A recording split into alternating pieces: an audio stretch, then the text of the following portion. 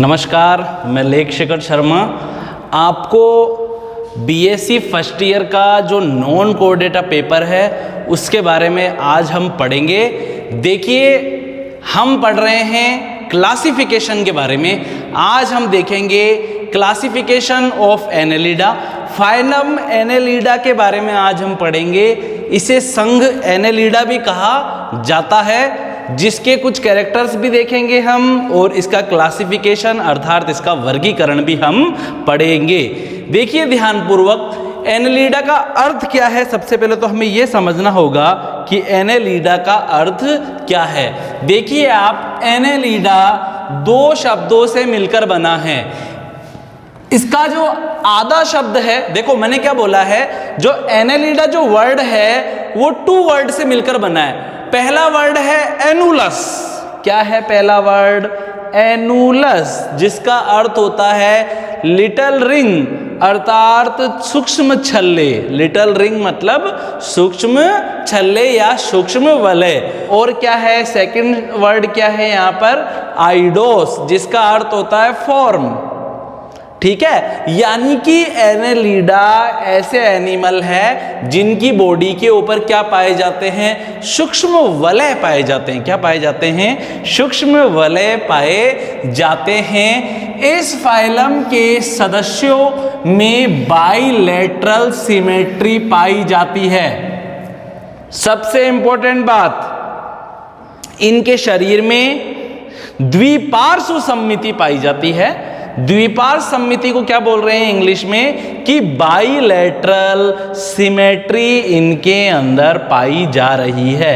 Bilateral symmetry किसे कहते हैं? अगर सेंटर पॉइंट से या केंद्रीय बिंदु से, अगर किसी एनिमल के सेंटर पॉइंट से या केंद्रीय बिंदु से कोई रेखा एक विशेष तल से गुजारी जाए और अगर उसकी बॉडी दो इक्वल पार्ट में डिवाइड हो जाए, दो समान भागों में बट जाए, तो उसे ही द्विपार्श्व सममिति कहते हैं। जैसे कि आप मुझे देखिए, माना कि ये मेरा सेंटर बिंदु है। पेट पर मैंने अपना क्या माना? सेंटर बिंदु है। ठीक है, अब एक विशेष तल से कोई रेखा डाली जाए जो इस सेंटर बिंदु से गुजरे। मतलब कि किसी एनिमल के सेंटर बिंदु से गुजरती हुई विशेष तल से कोई रेखा डाली जाए। ठीक है, जैसे मैंने इस तल से डाली रेखा, तो जीव दो समान भागों में बढ़ जाएगा। मेरा आधा भाग इधर वाला और आधा भाग इधर वाला बिल्कुल इक्वल है या नहीं है? है, बिल्कुल समान है। जैसा मेरा दायां हाथ है वैसा ही मेरा बायां हाथ है। जैसे मेरी दाई आंख है वैसे ही मेरी बाई आंख है। जैसी मेरी दाई तरफ हेयर है वैसे ही मेरे बाई तरफ है। और जैसे मेरे दाई तरफ मेरी मतलब दांत है वैसे कि वैसे मेरे बाएं तरफ है। तो मेरी सिमेट्री कौन सी है? द्विपार्श्व सममिति है, बाइलेटरल सिमेट्री है। लेकिन अगर ऐसे रेखा खींची जाए, मैंने अभी ऐसे खींची जाए तो दो इक्वल पार्ट में डिवाइड नहीं होगा, तो इनके अंदर द्विपार्श्व सममिति पाई जाती है। मतलब कि अगर मध्य बिंदु से और विशेष तल से कोई रेखा गुजारी जाए इन पर से, तो ये दो समान भागों में बट जाते हैं। बॉडी इनकी लॉन्ग होती है, मतलब कि लंबी होती है, थिन पतली होती है, और मेटामेरिकली सेगमेंटेड होती है। मेटामेरिकली सेगमेंटेड का मतलब क्या है? मेटामेरिकली सेगमेंटेड का मतलब क्या है? कि बॉडी पर छोटे छोटे खंड पाए जाते हैं, सूक्ष्म खंड पाए जाते हैं। मेयर के अनुसार, मेयर एक जीव वैज्ञानिक है, और मेयर के अनुसार एनेलिडा फाइलम के अंदर लगभग 9000 स्पीसीज नॉन है। और भी हो सकती है, 10,000 भी हो सकती है, 15,000 भी हो सकती है, 20,000 भी हो सकती है। लेकिन अब तक केवल एनेलिडा की 9,000 जातियां ही ज्ञात है। और देखिए ध्यानपूर्वक, इंपॉर्टेंट कैरेक्टरिस्टिक्स। अब अपन क्या देखेंगे? फाइलम एनेलिडा या जो संघ एनेलिडा है उसके महत्वपूर्ण लक्षणों के बारे में हम पढ़ेंगे। कौन कौन से लक्षण इनके अंदर पाए जाते हैं। देखिए ध्यानपूर्वक, body organization organ system type का पाया जाता है। बॉडी ऑर्गेनाइजेशन का मतलब क्या है कि जो इनका शारीरिक संगठन है, जैसे कि अमीबा, पैरामीशियम, यूग्लिना का बॉडी ऑर्गेनाइजेशन कैसा पाया जाता है,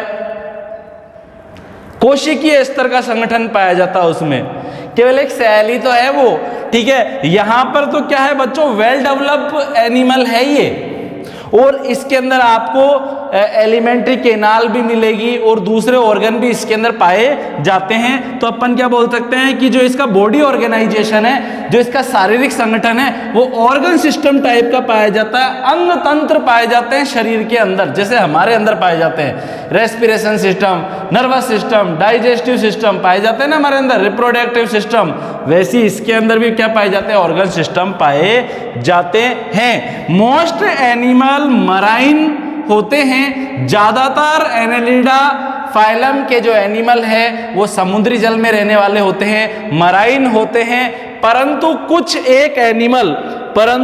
एनिमल कहाँ पाए जाते हैं, सम एनिमल फ्रेश वाटर में भी आपको मिल जाएंगे, स्वच्छ जल में भी मिल जाएंगे, और कुछ एनिमल लैंड पर भी पाए जाते हैं, मतलब धरती पर भी पाए जाते हैं। बॉडी बायलैटरली सिमेट्रिकल होती है, भी बताया था, द्विपार समिति इनके अंदर पाई जाती है। 3 जर्म लेयर्ड पाई जाती है, इनके अंदर 3 जनन स्तरीय पाई जाती है, एक्टोडर्म, मेसोडर्म, एंडोडर्म इनकी बॉडी के अंदर पाई जाती है। क्योंकि अभी यहाँ पर एक शब्द आया था ऑर्गन सिस्टम टाइप का, इनके अंदर ऑर्गेनाइजेशन पाया जाता है, और जिन भी एनिमल के अंदर ऑर्गन सिस्टम टाइप का ऑर्गेनाइजेशन पाया जाता है ना बच्चों, उनके अंदर 3 जर्म लेयर तो पाई ही जाएगी, या हिंदी में कह सकते हैं त्रिकोरकीय प्राणी है ये, त्रिकोरकीय प्राणी है, त्रिकोरकीय प्राणी है, 3 जर्म लेयर इनके अंदर पाई जाती है। ट्रू सिलोमेट होते हैं ये, वास्तविक देह गुहा पाई जाती है, जैसे हम भी ट्रू सिलोमेट है। अरे बच्चों हमारे अंदर सिलोमेट पाई जा रही है, अंदर एक गुहा पाई जा रही है, और उसी में तो हमारा हार्ट रहता है, उसी में तो हमारे लंग्स रहते हैं, उसी में तो हमारी एलिमेंट्री केनाल है, ठीक है। तो इनकी बॉडी के अंदर भी क्या होती है, वास्तविक देह गुहा पाई जाती है, ट्रू सेगमेंटेशन पाए जाते हैं, वास्तविक खंड पाए जाते हैं। ट्रू सेगमेंटेशन मतलब बॉडी पर वास्तविक खंड पाए जाते हैं। इस प्रकार के ये एनिमल हैं, ठीक है। देखो एक तो होता है ट्रू सेगमेंटेशन और एक होता है फॉल्स सेगमेंटेशन। मतलब कि एक तो अपन बोल सकते हैं वास्तविक खंड पाए जा रहे हैं बॉडी के ऊपर, और दूसरा क्या हो सकता है, वास्तविक खंड पाए जा रहे हैं। देखो बच्चों यहां पर आप इस एनिमल को देखो, यहां पर मैंने लिखा हुआ है फेरेटिमा। क्या लिखा हुआ है, फेरेटिमा नाम का यहां पर आपको एक एनिमल दिखाई दे रहा होगा। फेरेटिमा क्या है, ये अर्थवर्म है, केचुआ है ये। क्या है ये, केचुआ है, अर्थवर्म बोलते हैं इसे, किसान का मित्र भी कहते हैं इसे। इसकी बॉडी के ऊपर आपको खंड दिखाई दे रहे होंगे, दिखाई दे रहे हैं, इसकी बॉडी पर आपको सेगमेंट दिखाई दे रहे हैं। अब अगर मैं इसको काट दूं टुकड़ों में, मैंने इसके टुकड़े कर दिए ऐसे, तो इसके अंदर की तरफ भी क्या होंगे, खंड होंगे। मतलब कि जिनमें ट्रू सेगमेंटेशन पाया जाता है उनकी बॉडी के ऊपर भी सेगमेंट होते हैं, और अगर आप उनको अंदर से देखोगे तो अंदर से भी क्या दिखाई देंगे, सेगमेंट पाए जाते हैं। मतलब वो सेगमेंट ऊपर स्किन से स्टार्ट होकर अंदर तक जाते हैं, ठीक है। तो इनकी यहां तक आके बात आपको समझ में, इनकी body tube with in tube like होती है। इनकी बॉडी नलिका के अंदर नलिका समान होती है। ट्यूब बॉडी, इनकी जो बॉडी है वो tube with in tube like होती है, नलिका के अंदर नलिका के समान होती है। मतलब कि अगर इनको शरीर को छिल दिया जाए ऊपर से तो अंदर एक नली और निकल जाएगी। मतलब कि जैसे अंदर से है वैसे ऊपर से है ये, ठीक है। और देखिए कंप्लीट एलिमेंट्री केनाल पाई जाती है, पाचन जो नाल है वो कंप्लीट होती है, ठीक है। लोकोमोशन पैरापोडिया द्वारा होता है। पार्श्वपाद पाए जाते हैं। पार्श्वपाद का मतलब क्या है, देखो ध्यान पूर्वक, जो मेरी पीठ है ना वो डोर्सल सरफेस है मेरी, और जो मेरा सीना और जो मेरा पेट वगैरह है वो क्या है, मेरी वेंट्रल सरफेस है।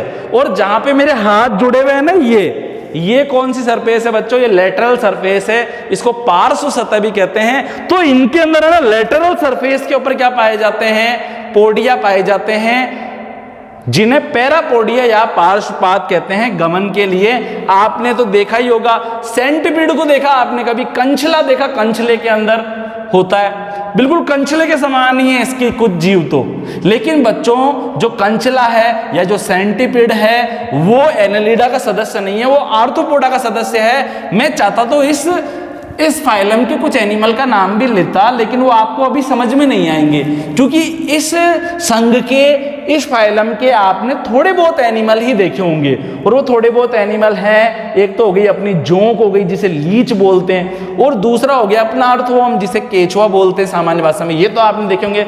लेकिन जिनके अंदर जिन एनेलिडा के अंदर पैरापोडिया पाए जाते हैं वो आपने अभी तक नहीं देखे होंगे। नेरिस अभी देखेंगे अपन सब कुछ, मैं अभी आपको बताऊंगा डायग्राम के द्वारा। इधर आप देखिए, लोकोमोशन पैरापोडिया द्वारा होता है। पार्श्वपाद पाए जाते हैं बॉडी के किनारों पर, सीटा भी पाए जाते हैं, सीटा या सीटी भी बोल सकते हैं। ये कांटेनुमा संरचनाएं होती है जो इनके लोकोमोशन में हेल्प करती है। साथ ही साथ मसल्स के द्वारा व सकर्स के द्वारा भी इनके अंदर क्या होता है, लोकोमोशन होता है। मांसपेशियों के द्वारा और चूसकों के द्वारा भी इनके अंदर क्या होता है, लोकोमोशन होता है। ध्यान से देखिए, अब इसका क्या देखेंगे, क्लासिफिकेशन देख लेते हैं। क्या देख लेते हैं, क्लासिफिकेशन देख लेते हैं। लोकोमोशन ऑर्गन सीटी की प्रेजेंस और एब्सेंट और उसकी पोजीशन, कि भैया बॉडी के अंदर कांटेनुमा संरचनाएं सीटी पाई जा रही है या नहीं पाई जा रही है, ठीक है। उसकी पोजीशन क्या है, मतलब क्या कहां पर स्थित है, और कॉन्फ़िगरेशन क्या है, उनका विन्यास क्या है, इस आधार पर जो फाइलम एनेलिडा है उसे 4 क्लास में डिवाइड किया गया है। कितनी क्लासों में डिवाइड किया गया है, 4 क्लास में डिवाइड किया गया है।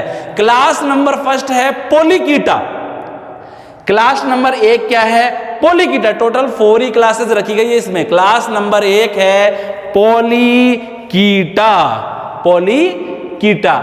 अब इधर आप देखिए ध्यान पूर्वक, इस क्लास के एनिमल्स में जो सीटी होते हैं ना, सीटी युक्त पैरापोडिया पाए जाते हैं, सीटी युक्त पार्श्वपाद पाए जाते हैं। और इसका एग्जाम्पल है नेरिस, जिसे रेत कर्मी भी कहते हैं। ये समुद्र के अंदर पाया जाता है, रेत में बिल बनाकर रहता है, ठीक है। और हेटेरोनेरिस भी इसी का ये एग्जाम्पल है, नेरिस और हेटेरोनेरिस। देखिए ध्यान पूर्वक, ये रहा नेरिस, सेंटीपीड जैसा दिख रहा है, कंचले जैसा दिख रहा है, लेकिन कंचला नहीं है ये। सेंटीपीड आर्थ्रोपोडा का सदस्य है, ये नेरिस है बच्चों। क्या है, ये नेरिस है। और इसमें आप देखो किनारों पर आपको छोटे छोटे छोटे यहाँ पर क्या दिखाई दे रहे हैं, पैरापोडिया दिखाई दे रहे हैं। पार्श्वपाद बोलते हैं क्योंकि पार्श्व सतह पर ये पाए जा रहे हैं। और ये जो पाद है ना, ये भी कांटेनुमा है, इन पर सीटी पाई जा रही है। सीटी मतलब कांटेनुमा संरचनाएं पाई जा रही है। क्लास नंबर 2 कौन सी है बच्चों, ओलिगोकीटा। सीटी स्किन पर पाए जाते हैं। सीटी तो पाए जा रहे हैं, लेकिन कहां पाए जा रहे हैं, स्किन पर पाए जा रहे हैं। और इसका एग्जाम्पल है फेरेटिमा, जिसे अर्थवर्म भी कहते हैं, या भारतीय क्या कहते हैं, भारतीय केचुआ भी कहते हैं, कछुआ नहीं, भारतीय केचुआ भी कहते हैं। ये रे, इसकी बॉडी के ऊपर ऐसे कांटेनुमा कुछ ऐसी संरचना पाई जाती है, ऐसी सीटी बोलते हैं उन्हें। क्या बोलते हैं उन्हें, सीटी कहते हैं। ऐसी कांटेनुमा कुछ संरचनाएं पाई जाती है।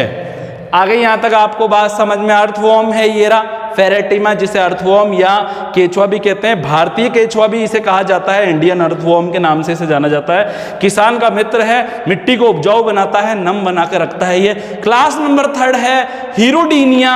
और इस क्लास के जो एनिमल्स हैं इनमें सीटी पैरापोडिया एब्सेंट रहते हैं। ना तो इनमें कोई कांटेनुमा सीटी पाई जा रही है, ना ही इनमें कोई पैरापोडिया अर्थात पार्श्वपाद पाए जा रहे हैं। इनमें तो गमन किसके द्वारा हो रहा है, सकर्स के द्वारा। बॉडी के बोथ एंड पर सकर्स पाए जाते हैं, शरीर के दोनों सिरों पर चूसक पाए जाते हैं। ये अपने चूसक द्वारा चिपक जाते हैं। यहां पर देखो, ये रहा इसका सकर्स, ये किसी के हाथ पर चिपक गया, और ये रहा इसका ये सकर्स है, इससे चिपक गया। इस सकर्स के द्वारा क्या काम होता है, इस सकर्स के द्वारा ये ब्लड भी सक करते रहते हैं किसी एनिमल का, और साथ ही साथ ये लोकोमोशन भी करते रहते हैं सकर्स के द्वारा। एग्जाम्पल है इसका हीरोडिनेरिया, जिसे भारतीय मवेशी जोंक के नाम से भी जाना जाता है। Indian cattle leech, Indian cattle leech या भारतीय मवेशी जोक के नाम से भी जाना जाता है। गाय, भैंस, कुत्ता, बिल्ली, घोड़े, हाथी वगैरह से चिपक कर उनका खून चूसती रहती है।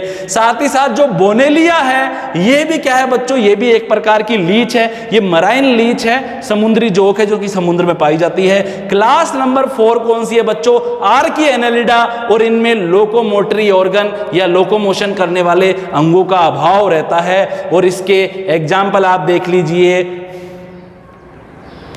पॉलीगॉर्डियस और प्रोटोड्रिलस। इसके एग्जाम्पल आप देख लीजिए, पॉलीगॉर्डियस